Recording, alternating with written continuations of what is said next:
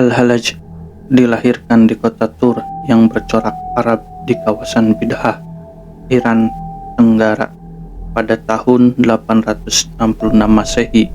Berbeda dengan keyakinan umum, ia bukan orang Arab, melainkan keturunan Persia. Kakeknya adalah seorang penganut Zoroaster dan ayahnya memeluk Islam. Ketika Al-Hallaj masih kanak-kanak, ayahnya seorang penggaru kapas. Penggaru adalah seorang yang bekerja menyisir dan memisahkan kapas dari bijinya. Bepergian bolak-balik antara Bid'ah Wasit, sebuah kota dekat Ahwaz, dan Sur, dipandang sebagai pusat tekstil pada masa itu. Kota-kota ini terletak di tapal batas bagian barat Iran, dekat dengan pusat-pusat penting seperti Baghdad, Basrah, dan Kufah. Pada masa itu, orang-orang Arab menguasai kawasan ini, dan kepindahan keluarganya berarti mencabut sampai batas tertentu akar budaya Al-Hallaj. Al-Hallaj meninggalkan jubah sufi selama beberapa tahun, tapi tetap terus mencari Tuhan. Pada 899 Masehi, ia berangkat mengadakan pengembaraan apostolik pertamanya ke batas timur laut negeri itu, kemudian menuju selatan, dan akhirnya kembali lagi ke Ahwaz pada tahun 902 Masehi. Dalam perjalanannya, ia berjumpa dengan guru-guru spiritual dari berbagai macam tradisi, di antaranya Zoroastrianisme, Manicheanisme. Ia juga mengenal dan akrab dengan berbagai terminologi yang mereka gunakan, yang kemudian digunakannya dalam karya-karyanya belakangan. Ketika ia tiba kembali di Tustar, ia mulai lagi mengajar dan memberikan kuliah. Ia berceramah tentang berbagai rahasia alam semesta dan tentang apa yang terbesit dalam hati jamaahnya. Akibatnya, ia dijuluki Al-Hallaj al-Ashrar. Kata asrar bisa bermakna rahasia atau kalbu. Jadi Al-Hallaj adalah sang penggaru segenap rahasia atau kalbu, karena Al-Hallaj berarti seorang penggaru. Ia menarik sejumlah besar pengikut, namun kata-katanya yang tidak lazim didengar. Ia membuat sejumlah ulama tertentu takut, dan ia pun dituduh sebagai dukun. Bagaimana mulanya Husain ibnu Mansur disebut Al-Hallaj, sebuah nama yang berarti penggaru, khususnya kapas. Menurut Athar, suatu hari Husain ibnu Mansur melewati sebuah gudang kapas dan melihat seonggok buah kapas. Ketika jarinya menunjuk pada onggokan buah kapas itu, biji-bijinya pun terpisah dari serat kapas. Ia juga dijuluki Al-Hallaj al-Asrar, penggaru segenap kalbu, karena ia mampu membaca pikiran orang dan menjawab berbagai pertanyaan mereka sebelum ditanyakan kepadanya. Al-Hallaj terkenal karena berbagai keajaibannya. Salah satu orang muridnya menuturkan kisah berikut ini. Sewaktu menunaikan ibadah haji kedua kalinya, Al-Hallaj pergi ke sebuah gunung untuk mengasingkan diri bersama beberapa orang pengikutnya. Sesudah makan malam, Al-Hallaj mengatakan bahwa ia ingin makan manisan. Murid-muridnya kebingungan lantaran mereka telah memakan habis semua bekal yang mereka bawa. Al-Hallaj tersenyum dan berjalan menebus kegelapan malam. Beberapa menit kemudian, ia kembali sambil membawa makanan berupa kue-kue hangat yang belum pernah mereka ketahui sebelumnya. Ia meminta mereka untuk makan bersamanya. Seorang muridnya yang penasaran dan ingin tahu dari mana Al-Hallaj memperolehnya, menyembunyikan kue baginya. Ketika mereka kembali dari pengasingan diri, sang murid ini mencari seseorang yang bisa mengetahui asal kue itu. Seseorang dari Zubayd, sebuah kota yang jauh dari situ, mengetahui bahwa kue itu berasal dari kotanya. Sang murid yang keheranan ini pun sadar bahwa Al-Hallaj memperoleh kue itu secara ajaib. Tak ada seorang pun dan hanya jin saja yang sanggup menempuh jarak sedemikian jauh dalam waktu singkat. Pada kesempatan lain, Al-Hallaj mengarungi padang pasir bersama sekelompok orang dalam perjalanan menuju Mekah. Di suatu tempat, sahabat-sahabatnya menginginkan sebuah ara. Ia pun mengambil senapan penuh buah ara dari udang. Kemudian mereka meminta halwa. Ia membawa senampan penuh halwa hangat dan berlapis gula serta memberikannya kepada mereka. Usai memakannya, mereka mengatakan bahwa kue itu khas berasal dari daerah Anu di Baghdad. Mereka bertanya ihwal bagaimana ia memperolehnya. Ia hanya menjawab, baginya Baghdad dan padang pasir sama dan tidak ada bedanya. Kemudian mereka meminta kurma. Ia diam sejenak, berdiri dan menyuruh mereka untuk menggerakkan tubuh mereka seperti mereka menggoyang-goyang pohon kurma. Mereka melakukannya dan kurma segar pun berjatuhan dari lengan baju mereka. Al-Halaj terkenal bukan hanya karena keajaibannya, melainkan juga karena kezuhudannya. Pada usia 50 tahun, ia mengatakan bahwa ia memilih untuk tidak mengikuti agama tertentu, melainkan mengambil dan mengamalkan praktek apa saja yang paling sulit bagi nafsu egonya dari setiap agama. Ia tidak pernah meninggalkan sholat wajib. Dengan sholat wajib ini ia melakukan wudhu jasmani secara sempurna. Ketika ia mulai menempuh jalan ini, ia hanya mempunyai sehelai jubah tua dan bertambal yang telah dikenakannya selama bertahun-tahun. Suatu hari, jubah itu diambil secara paksa dan diketahui bahwa ada banyak kutu dan serangga bersarang di dalamnya, yang salah satu berbobot setengah ons.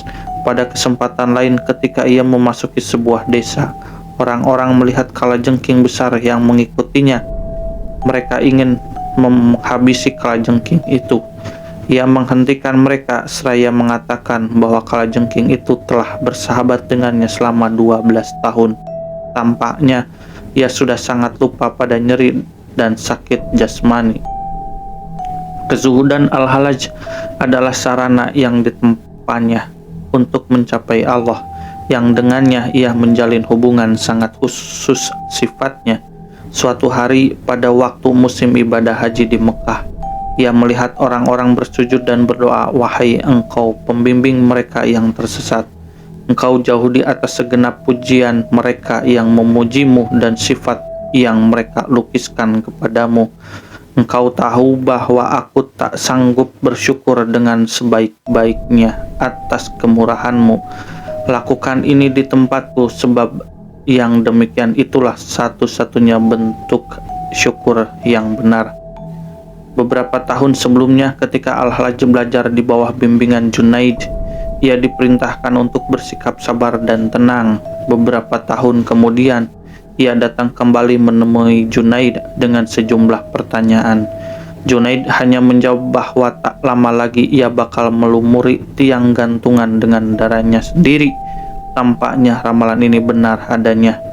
Junaid ditanya ihwal apakah kata-kata Al-Halaj bisa ditafsirkan dengan cara yang bakal bisa menyelamatkan hidupnya.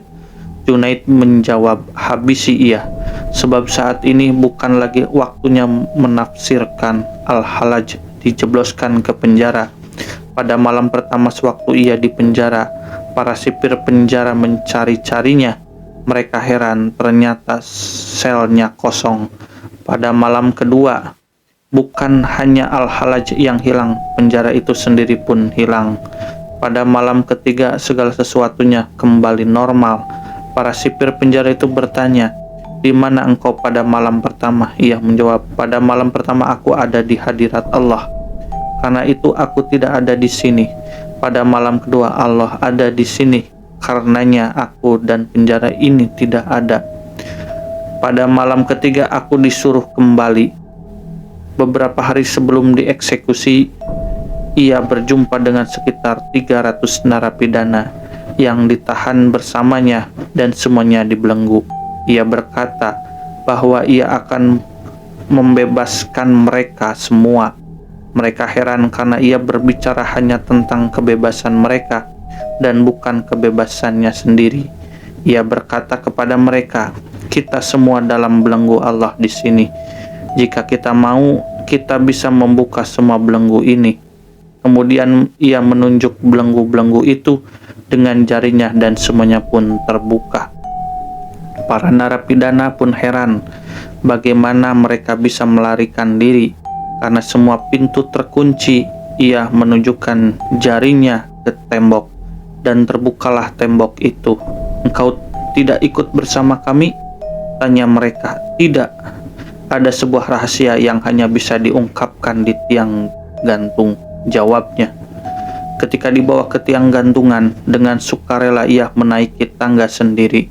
Seseorang bertanya tentang hal keadaan spiritual atau emosi batinnya.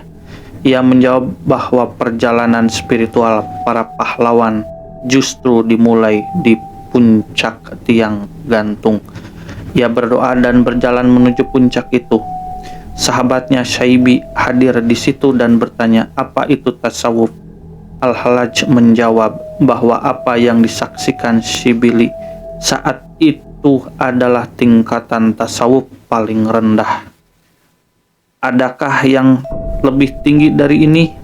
tanya Syibili. "Kurasa engkau tidak akan mengetahuinya," jawab Al-Hallaj. Ketika Al-Hallaj sudah berada di tiang gantung, setan datang kepadanya dan bertanya, "Engkau bilang aku dan aku juga bilang aku. Mengapa gerangan engkau menerima rahmat abadi dari Allah dan aku kutukan abadi?" Al-Hallaj menjawab, "Engkau bilang aku dan melihat dirimu sendiri, sementara aku menjauhkan diri dari keakuanku. Aku beroleh rahmat dengan engkau kutukan. Memikirkan diri sendiri tidak benar dan memisahkan diri dari kedirian adalah amalan yang baik."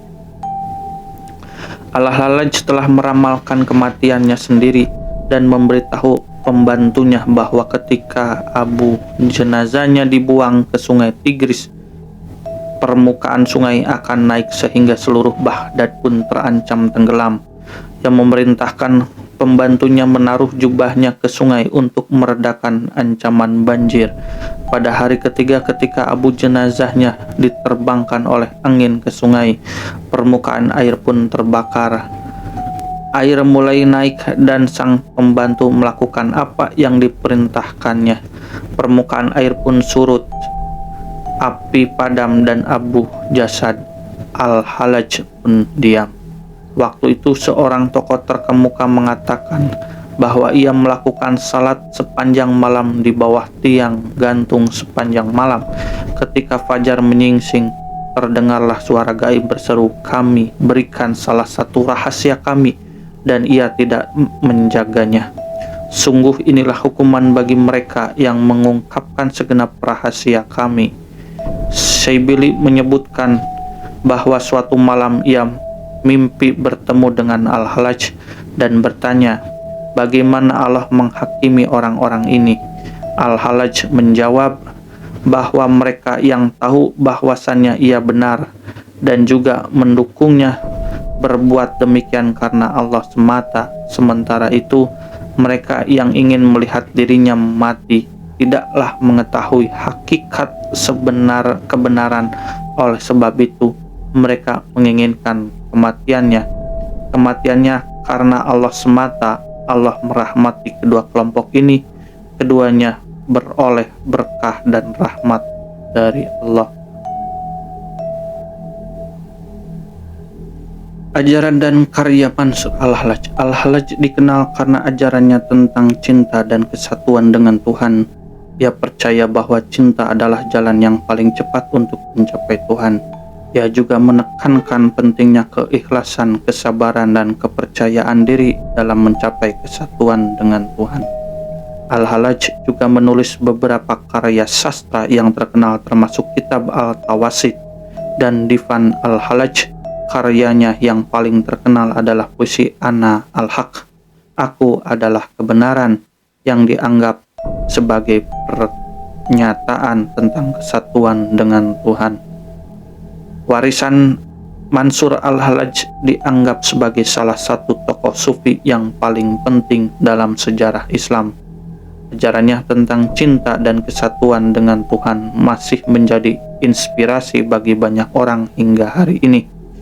Ia juga dihormati sebagai seorang martir yang rela mati untuk mempertahankan keyakinannya. Meskipun Al-Hallaj tidak memiliki banyak pendukung di kalangan kaum sufi sezamannya, hampir semua syekh sufi sesungguhnya memuji dirinya dan berbagai pelajaran spiritual yang diajarkannya.